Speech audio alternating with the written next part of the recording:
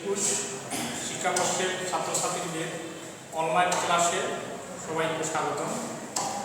তো আমি মহাদেব শর্মা, প্রভাষক, আদর্শ মহাবিদ্যালয় দিনাজপুর, পদার্থবিজ্ঞান বিভাগ। তো আমি তোমাদের পদার্থবিজ্ঞানের দ্বিতীয় পত্রের আজকে দ্বিতীয় অধ্যায় স্থির তড়িৎ সম্বন্ধে আলোচনা করব। তো স্থির তড়িৎ সম্বন্ধে জানতে গেলে প্রথমে যে আমাদের বিষয়গুলো জানতে হবে সেটা হলো চার্জ কি। আমরা জানি যে প্রত্যেক পদার্থ কতগুলো ক্ষুদ্র কণা দ্বারা গঠিত, যেগুলোকে আমরা মৌলিক কণা বলে থাকি। এই মৌলিক কণাসমূহের বৈশিষ্ট্যমূলক ধর্মকেই মূলত চার্জ বা আধান বলা হচ্ছে।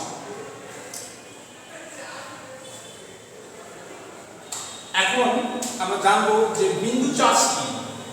বিন্দু চার্জ হলো এটা একটা ওই চার্জের পরিমাণটা কিন্তু খুবই ছোট হয়, অর্থাৎ চার্জগুলোর আকার যখন খুবই ছোট হয় তখন ওই চার্জযুক্ত চার্জকে আমরা বিন্দু চার্জ বলতে পারি।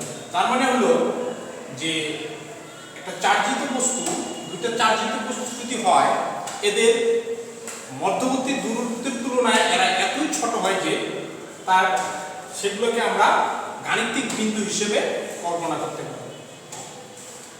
আমরা এখানে দেখতে পাচ্ছি যে তড়িৎ আসলে কি জিনিস। দেখা যাচ্ছে যে স্থির বা গতিশীল আধানের প্রভাব বা ক্রিয়াকেই আমরা তড়িৎ বলতেছি। তার মানে আমরা যে চার্জ চাইলাম, এই চার্জটা এটা স্থিরও থাকতে পারে বা কি হতে পারে, গতিশীল হতে পারে। এর ক্রিয়াটাই হচ্ছে আমার মানে স্থির বা গতিশীল আধানের প্রভাব বা ক্রিয়াকেই আমরা বলতেছি তড়িৎ। তো আমরা স্থির তড়িৎ নিয়ে আলোচনা করব। এই স্থির তড়িৎ মানে আমরা বুঝাইতে যাচ্ছি যে স্থির আধানের প্রভাব বা ক্রিয়াকে স্থির তড়িৎ বলি। পরবর্তী অধ্যায়ে যখন আমরা যাব তখন আমরা চলক তড়িৎ করব। তো আমরা আজকে এই স্থির তড়িৎ নিয়েই আলোচনা করব। আমরা স্থির তড়িৎ সম্বন্ধে জানলাম যে স্থির তড়িৎ মানে হচ্ছে কি স্থির আধানের প্রভাব বা ক্রিয়াকে স্থির তড়িৎ বলি। তো আমরা এখন জানবো যে আধানের কোয়ান্টাম কি। আধানের কোয়ান্টামটা হচ্ছে যে একটা বস্তুতে আমরা জানি যে ইলেকট্রনের পূর্ণগুণিতক সংখ্যক ইলেকট্রন থাকতে পারে, অর্থাৎ কোনো বস্তুর সর্বমোট আধান একটি নির্দিষ্ট ন্যূনতম মানের পূর্ণ সংখ্যক গুণিতক। আমরা এইভাবে বলতে পারি যে অর্থাৎ ইলেকট্রনের আধান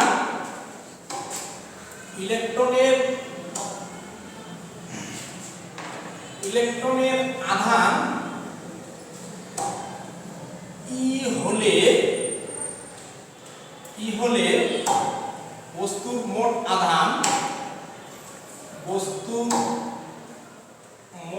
আধান কিউ সমান এন ই। তার মানে আমার চার্জটা হবে মানে আধানটা হবে ইলেকট্রনের পূর্ণগুণিতক। আমরা যদি উদাহরণ দিয়ে বলি তাহলে দেখা যাচ্ছে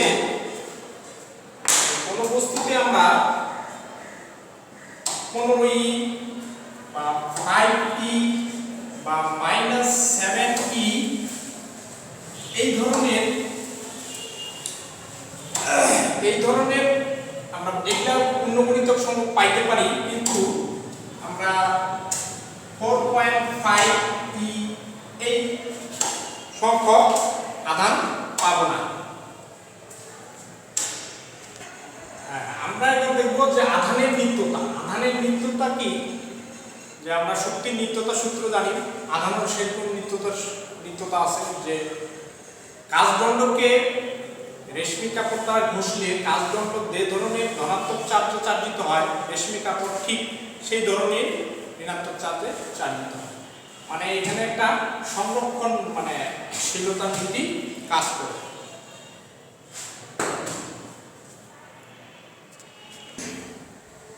আমরা এখন দেখব যে কুলম্বের সূত্র। কুলম্ব কি বলতেছেন এই চার্জ সম্বন্ধে? তিনি বলতেছেন যে নির্দিষ্ট মাধ্যমে দুটো বিন্দু আধানের মধ্যে ক্রিয়াশীল আকর্ষণ বা বিকর্ষণ বলের মান আধান দ্বয়ের গুণফলের সমানুপাতিক, এদের গুণফলের সমানুপাতিক, এদের মধ্যবর্তী দূরত্বের, এদের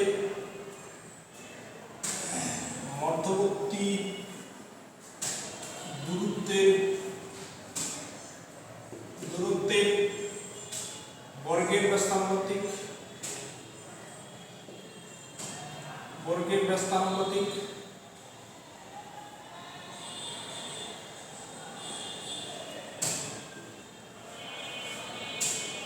এদের দূরত্বের বর্গের ব্যস্তানুপাতিক,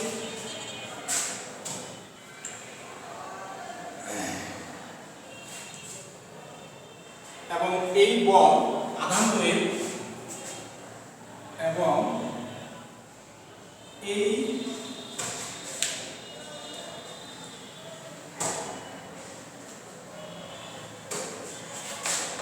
এই বল আধান দ্বয়ের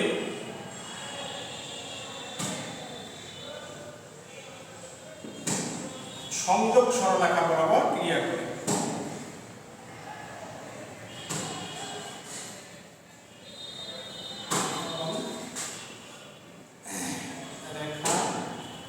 সংযোগ সরলরেখা বরাবর ক্রিয়া করে। অর্থাৎ আমরা যদি এখানে দুটো বিন্দু আধান আঁকি,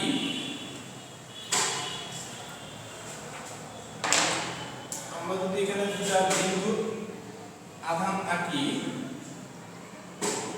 মনে করে এই দুটো বিন্দু আধান, তাহলে এদের সংযোগ সরলরেখা আঁকা, এটার নাম দিই আমরা Q1, এটার নাম দিই Q2, এদের মধ্যবর্তী দূরত্ব দিলাম D, এবং এদের মধ্যে বল ক্রিয়া করতেছে F, এবং এদের সংযোগ সরলরেখা দিয়ে হলো এটা। তাহলে সূত্র অনুসারে হচ্ছে আমরা পাচ্ছি F সমানুপাতিক আধান দ্বয়ের গুণফল,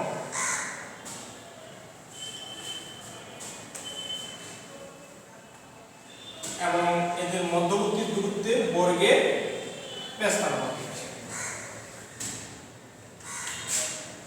এই সমানুপাতিক চিহ্ন উঠাই দিয়ে আমরা একটা ধ্রুব সংখ্যা নিয়ে আসবো, অর্থাৎ F সমান K Q1 Q2 D square.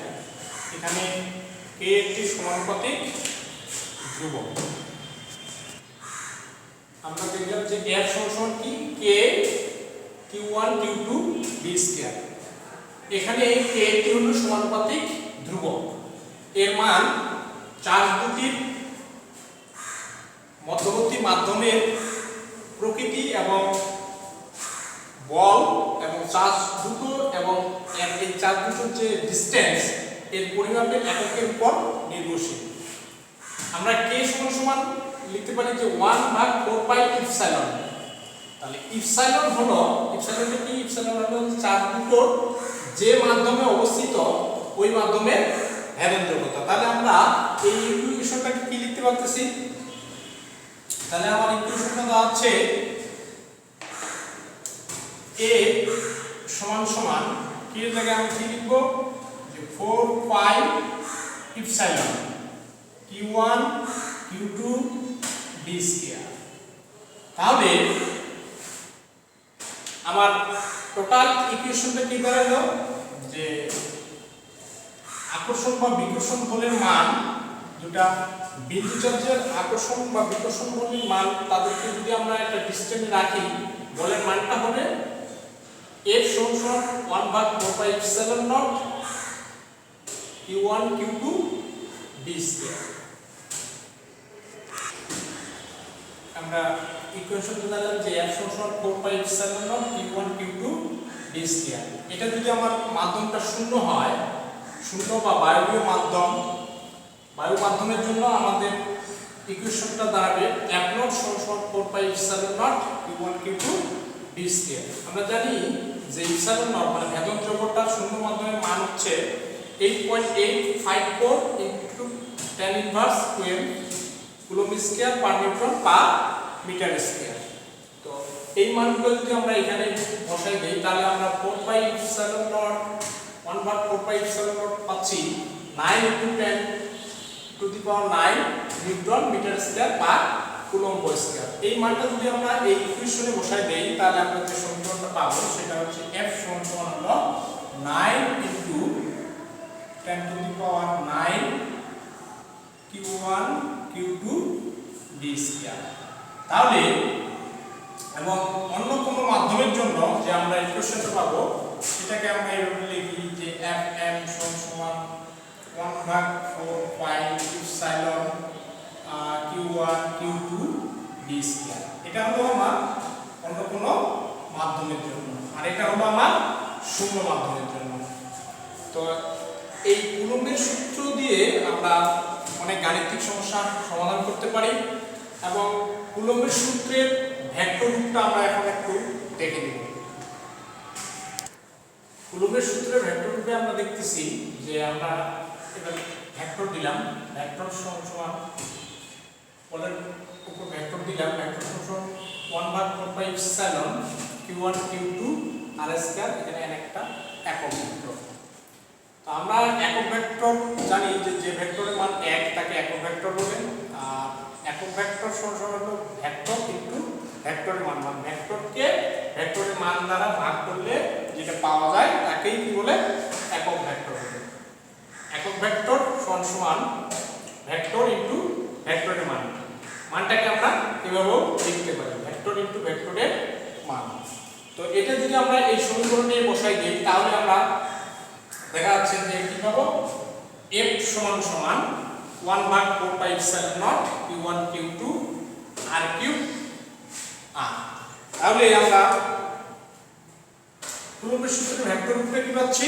কুলম্বের সূত্রের ভেক্টর রূপ পাচ্ছি যে F সমান 1/4 pi epsilon q1 q2 r cube r। এটা হলো আমার কুলম্বের সূত্রের ভেক্টর রূপ। তো আমরা এখন একটা গাণিতিক সমস্যা দেখব কুলম্বের সূত্রের উপর। গাণিতিক সমস্যা আমরা দেখতেছি যে লোহার নিউক্লিয়াসে অবস্থানরত দুটো প্রোটনের মধ্যে পারস্পরিক ক্রিয়াশীল বল কত যদি তাদের মধ্যে দূরত্ব বা ডিসটেন্স এত হয়। তো এখানে বলতেছে যে লোহার নিউক্লিয়াসে অবস্থানরত দুটো প্রোটনের, প্রোটন মানে কি আমরা জানি যে প্রোটনের চার্জ আমরা জানি। আমরা এখানে একটা ডাটা তৈরি করি।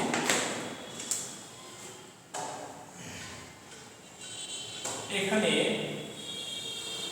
q1 সমান q2, যেহেতু দুটো প্রোটন বলছে দুটাই হচ্ছে আমার 1.6 into 10 to the power 19 coulomb প্রোটনের চার্জ। ডিসটেন্স কত দেওয়া আছে? ডিসটেন্স দেওয়া আছে 4 ইনটু এত মিটার। তাহলে আমরা চার্জ দুটো পাইলাম এবং ডিসটেন্স পাইলাম, তাহলে আমরা এটা কুলম্বের সূত্রে সহজেই ফেলতে পারতেছি। তো কুলম্বের সূত্র আমরা কি জানি? যে আমরা জানি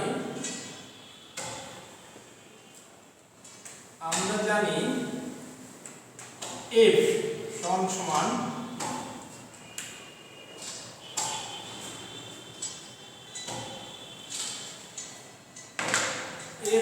সমান আমরা একবারে 1/4 pi epsilon q1 q2 d square. এটার মান আমরা দেখছিলাম যে 9 into 10 to the power 9। Charge দুটো কত? 1.6 into 19 coulomb into 1.6 into 10 to the power 9 এত কুলম্ব। আর আমাদের ডিসটেন্স হচ্ছে 4 ইন্টু 10 ইনভার্স 15 এটার উপর স্কয়ার। এটাকে যদি ক্যালকুলেশন করা যায়, আমরা যদি ক্যালকুলেশন করি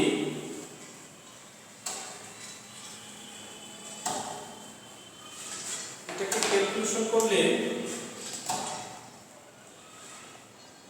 14.4 নিউটন পাওয়া যাবে। তাহলে আমরা আজকে কি শিখলাম? আমরা শিখলাম যেহেতু আমরা স্থির তড়িৎ পড়তেছি এই জন্য আমরা জানলাম তড়িৎ কাকে বলে। তারপর জানলাম আমরা আধান, তারপর জানলাম আমরা কুলম্বের সূত্র। কুলম্বের সূত্র জানার পর কুলম্বের সূত্রের গাণিতিক প্রয়োগ কিভাবে করা যায় সেটা আমরা জানলাম। তো আজকে আমরা এখানে শেষ করতেছি। পরবর্তী ক্লাসে আমাদের স্থির তড়িতের যে বাকি পার্টগুলো আছে সেগুলো আমরা ধাপে ধাপে শেষ করব। সবাইকে আজকের ক্লাসে ধন্যবাদ।